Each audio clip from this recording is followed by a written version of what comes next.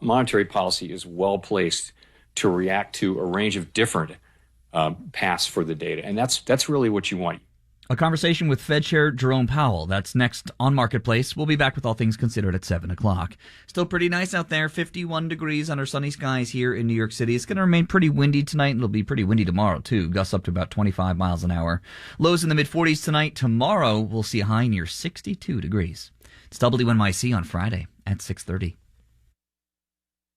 Support for WNYC comes from the Vital Projects Fund, supporting the Museum of Modern Art, where the exhibition Joan Jonah's Good Night, Good Morning, tracing the artist's 50-year career, is now on view. Tickets at MoMA.org.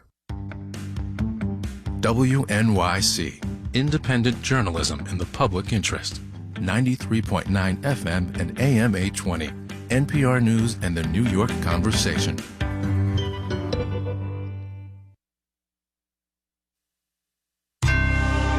Fed Chair Jay Powell on the program today in 4,000 words, more or less, from American Public Media. This is Marketplace.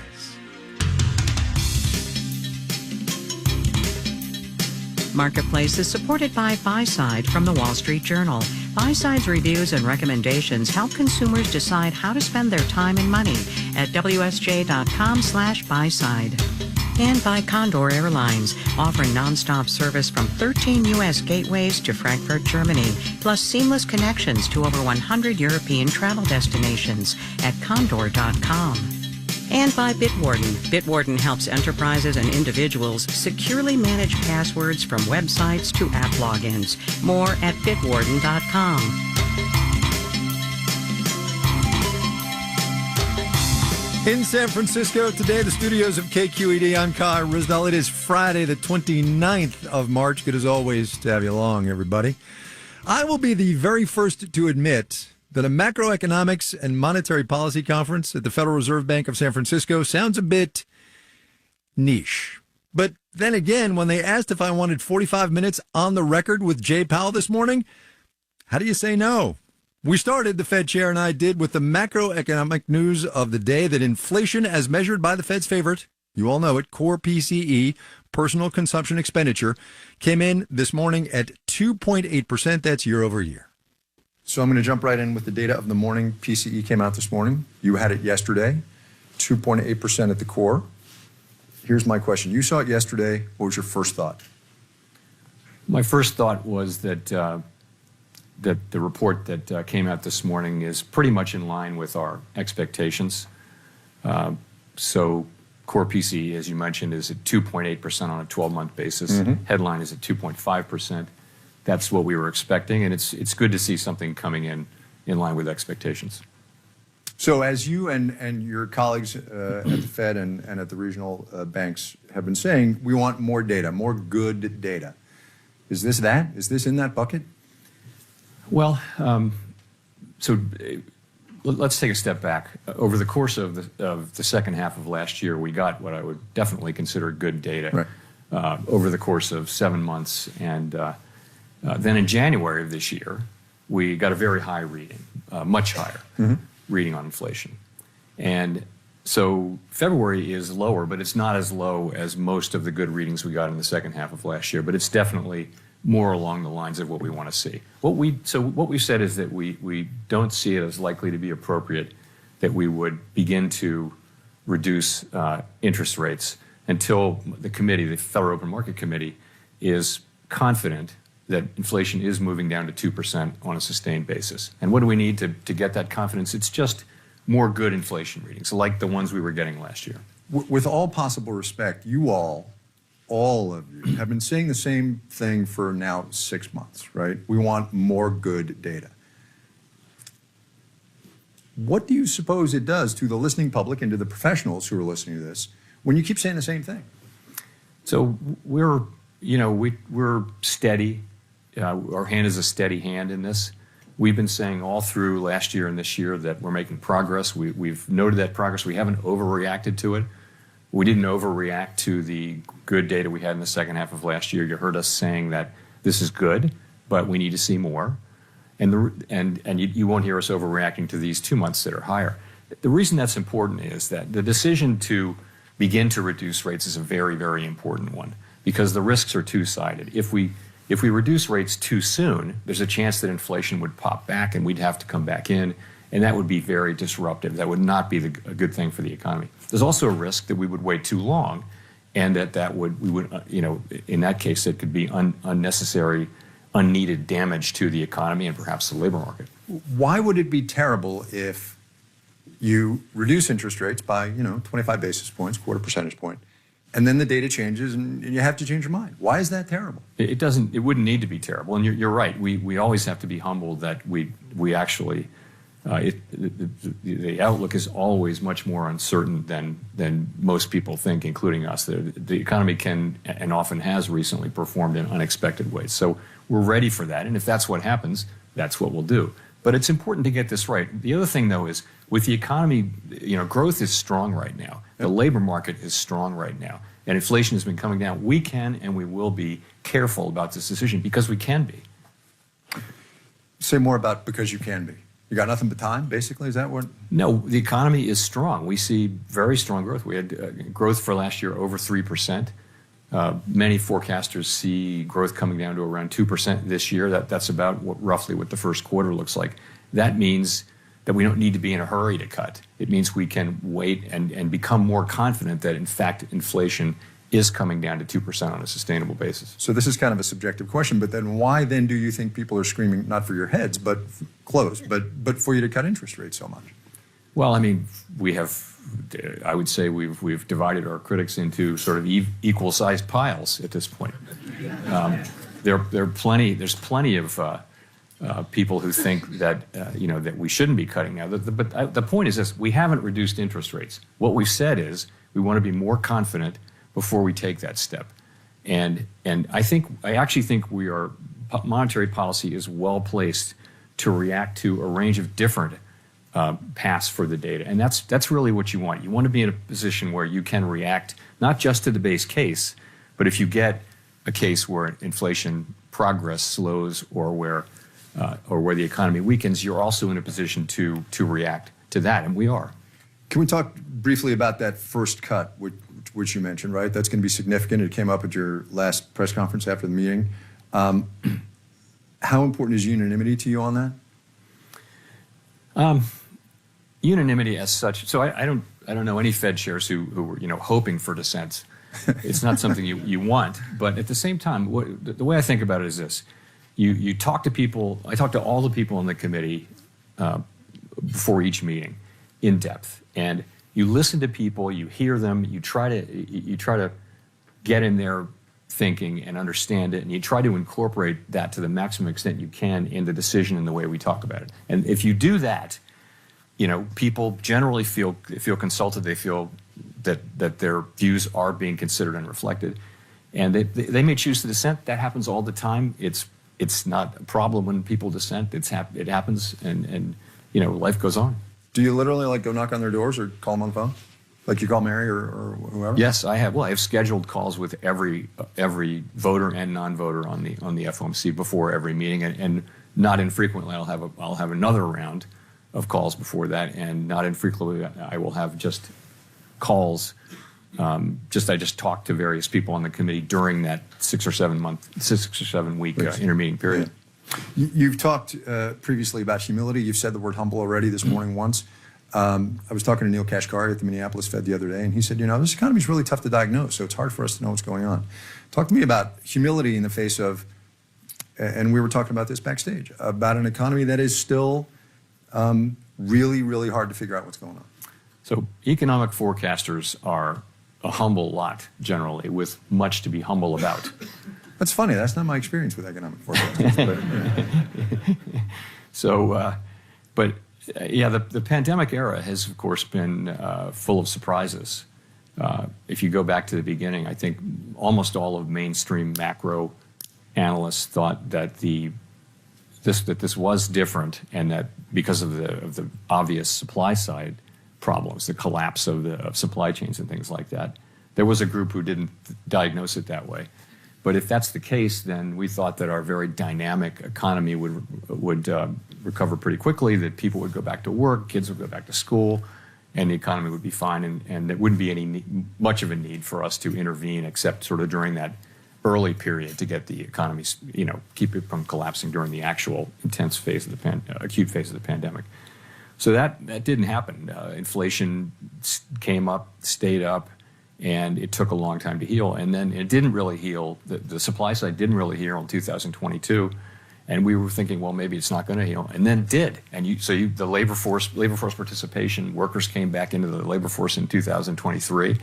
And also the supply chains healed in 2023. So right about the time we were thinking maybe this isn't going to happen, it really happened a lot in 2023, which is part of the story of why the economy did so well last year was supply side healing. So now we have, it's been surprising over and over again. So I think we have to be unusually humble about our ability to foresee the future and be ready for different plausible outcomes. I've told you this story, I think, last time you and I spoke about a conversation I had with then civilian Yellen. It was between her time as chair and Treasury Secretary. And I asked her why the Fed hadn't been able to get inflation up to where she wanted it to be, where the committee wanted it to be. And she literally looked at me and went, I don't know. And I guess my question is would it be a bad thing for you to say, we don't know, we're doing the best we can?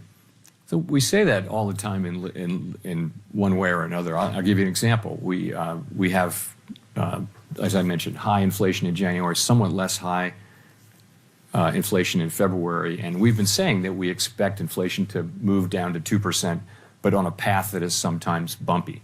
So the question then is, are those just bumps, or are they something more than bumps? Is progress on inflation going to slow for more than 2 months? And that's a question, and honestly, we're just going to have to let the data tell us that. There isn't anybody who knows. And so our position is we don't know. We'll tell you what we will do if inflation does come down. And that's sort of the base case. That is what we expect. We expect inflation to come down on a sometimes bumpy path to 2%. But if that doesn't happen, then obviously our rate policy will be different. And for example, we can hold rates where they are for longer. And that's what we would do, of course, if inflation doesn't come down, if we don't see the progress we're looking at.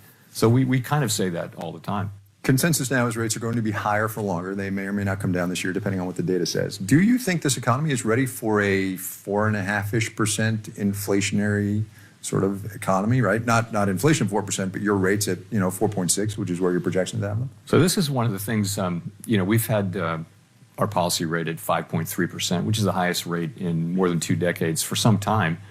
And all through the course of 2023, we saw very strong growth.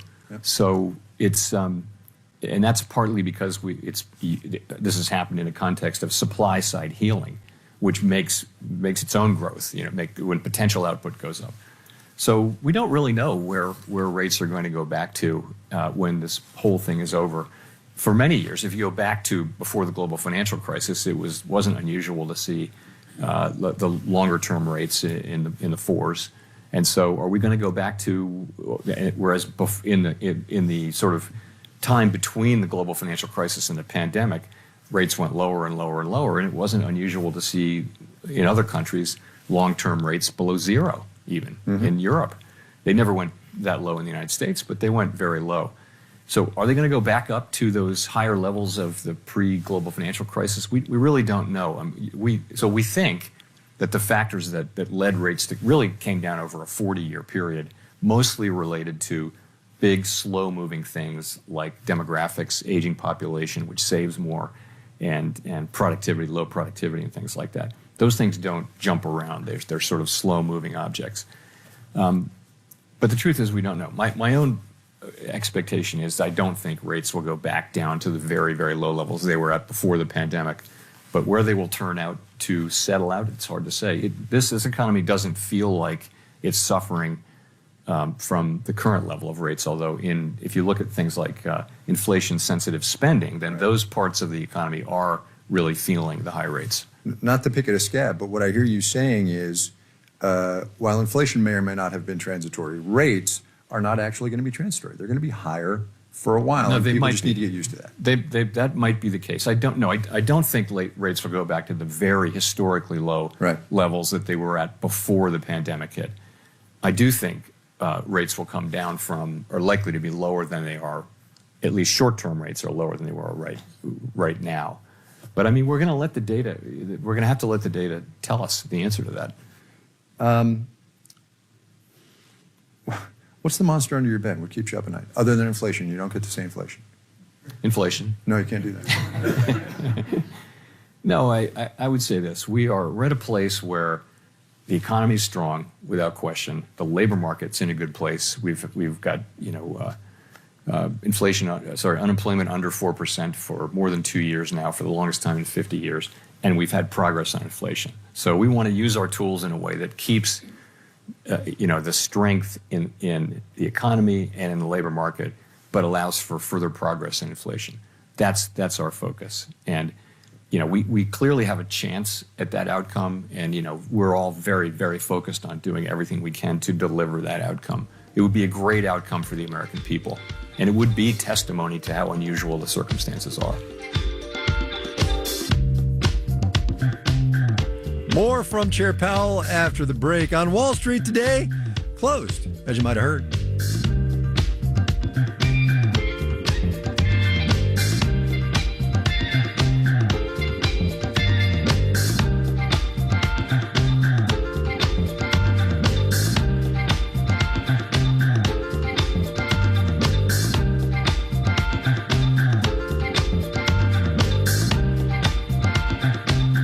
Marketplace is supported by Microsoft Visio, designed to help users create powerful visuals to bring their best ideas to life. With hundreds of ready-to-use templates and shapes, Visio makes it easy to collaborate on professional diagrams anytime, anywhere. Microsoft.com/Visio. And by Disney, announcing that Disney will host its annual meeting of shareholders on April 3rd with a board of directors election. Learn more about voting at votedisney.com. And by Certified Financial Planner Professionals. CFP professionals are committed to acting in their client's best interest. Learn more about CFP professionals at letsmakeaplan.org.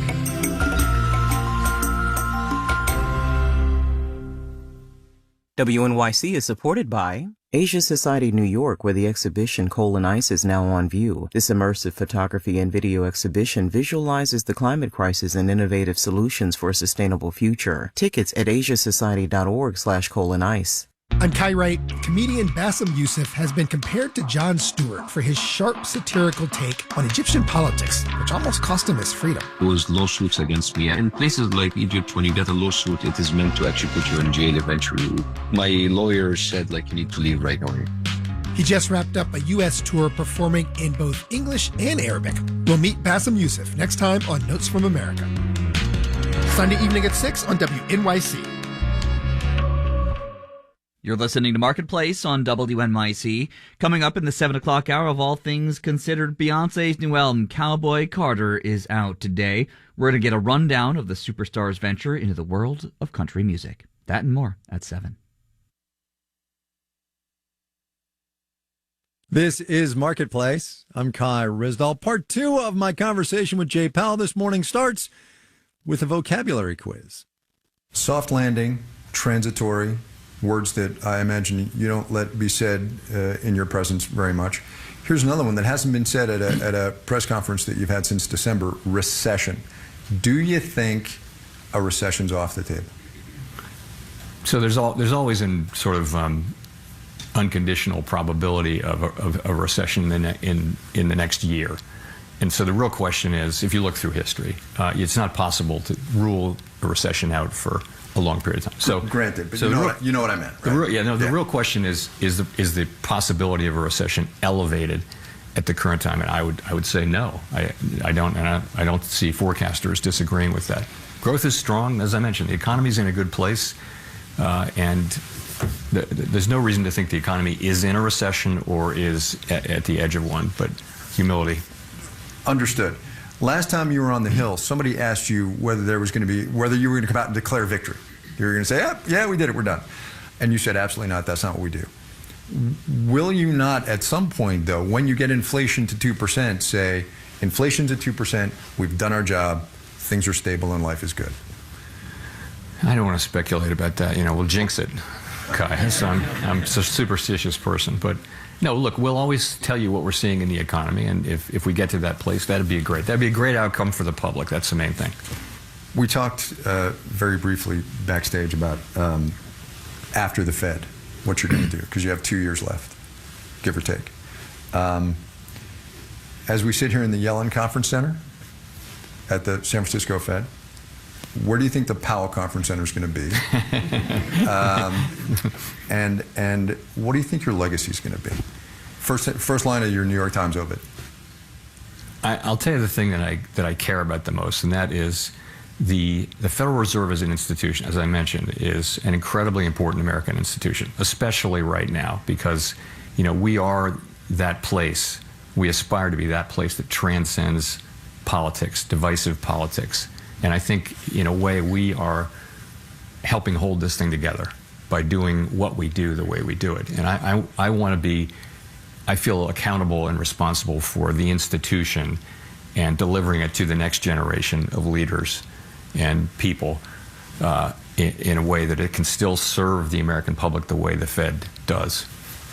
So I wasn't actually going to go to politics this morning because you have a well-practiced answer to that question, but I feel like I kind of have to now that you brought it up twice. It is possible that the Fed is likely even that the Fed is going to become more politicized this year. And the first time you and I spoke in 2018, you were in the crosshairs of the president and the administration, and I asked you about it, and you said, you know what? Control the controllable. Can't do anything about it. So the question is not what are you going to do about the politics of it. The question is, what is your fear for the economy if the Fed becomes politicized? It just wouldn't. We wouldn't be the Fed. But the good news is we are the Fed. You. Come on, no. That's not answering the question. But no, a central bank that is excessively responsive to. You have to look at other countries, basically, and what you see is there's no credibility. Because if people believe that you will accomplish your goals and that you won't deviate from them for reasons like that, then it'll be easier to do so. Markets will react appropriately, and in people's thinking, inflation should be around 2%, and if they think that way, then it probably will be around 2%. So if you look at other, I think of more emerging countries where they have weaker independence or a lack of independence, it's just it's hard to have price stability or maximum employment. So that's what would happen if that were to happen. But I'll insist upon saying that's not the world we live in. Do you worry that the Fed gets covered too much, especially now when we're all trying to parse your every word? Gets covered too much like a horse race, kind of? There's a little bit of who's in front, polls say this, what are they going to do? Yeah, I do worry about that. I think that the things that really matter for our economy over the long term are not the Fed's interest rate decisions, which really have no impact over the things that matter on the longer term. Say that again. Seriously, say it for the cameras. Okay. The things that matter for the United States economy over the medium and longer term are not the decisions that the Fed makes. The Fed tries to guide the economy to maximum employment and price stability through a business cycle and can react. We do critical things during crises. We're very, very important in crises. But things that add to the productive capacity of the United States, things that give people more skills so they can contribute more to the economy, those things, investing in those things, that's what drives the longer run growth and the longer run economic well-being of our citizens, not the things that the Fed does. What we do is very important in maintaining stability and smoothing out the business cycle and also crisis response, but we don't work on those really far more important longer run issues. Apologies to those of you on the live stream and who are going to hear this later on the radio. Is Professor Swanson in the room? Sir, I'm sorry, I'm going to steal your thunder. There's a panel coming up this afternoon, sir, at 1:25, the title of which is Speeches by the Fed Chair Are More Important Than FOMC Announcements, an improved high-frequency measure of U.S. monetary policy shocks, by Professor Swanson at the University of California, Irvine, and some others. Agree or disagree?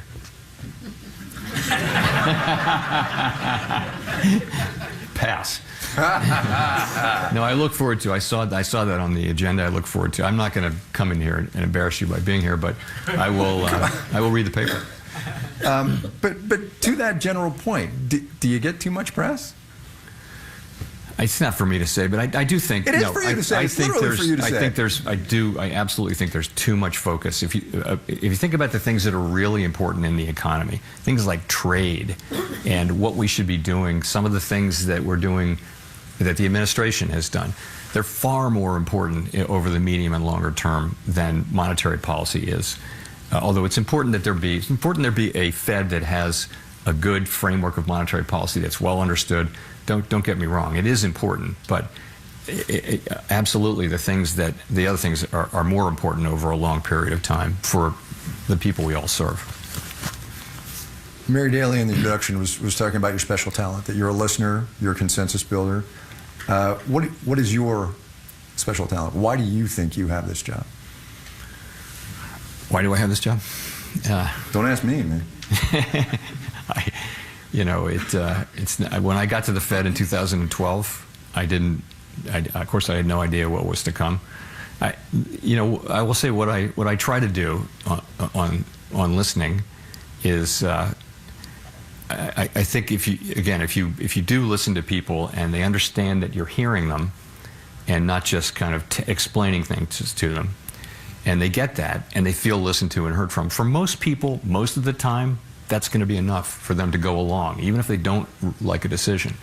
It builds relationships. So I spent a great deal of time with our oversight committees and beyond that on Capitol Hill, more so than my predecessors. And I think they see the Fed I want them to see the Fed as what it is, which is this non-political agency that doesn't run talking points at them and isn't political and is just doing our work and staying out of the political issues.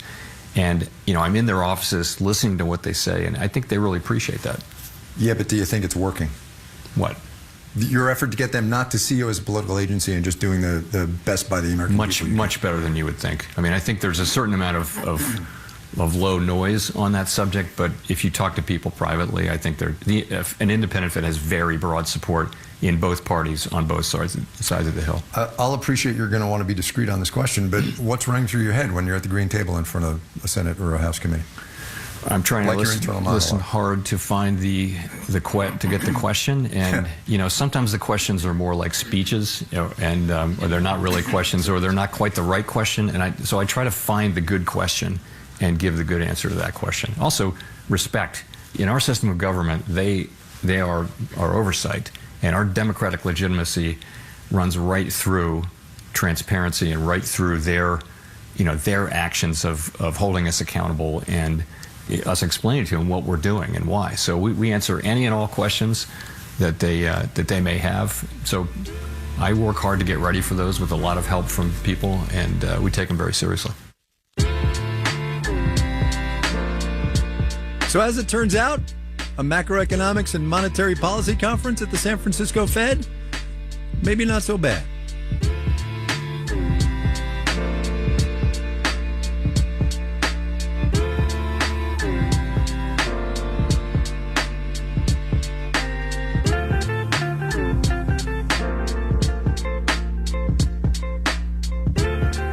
Marketplace is supported by Progressive Insurance. Progressive is looking for individuals who want to join an inclusive and unique culture. More information, including application, at progressive.com/careers.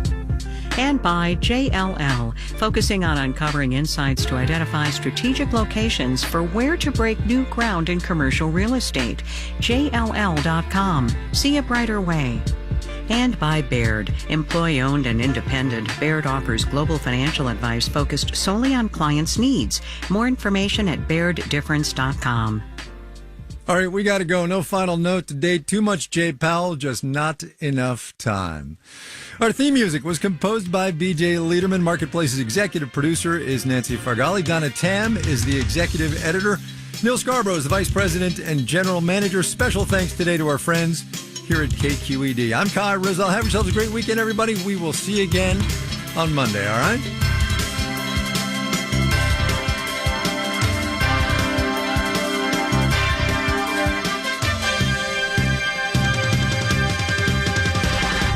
This is APM. WN